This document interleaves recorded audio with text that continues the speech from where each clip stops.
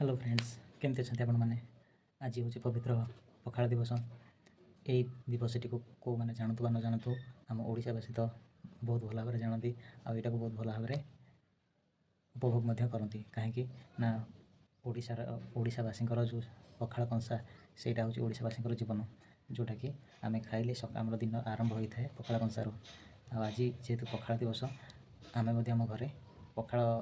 दिवस बढ़िया स्पेशल पखाड़ बनईचु आउ स्टार्ट करूँ चलतु तार किसी फुटेज भी मुझे देखी आपण को आपणकर पूरा सपरिवार को मो तरफ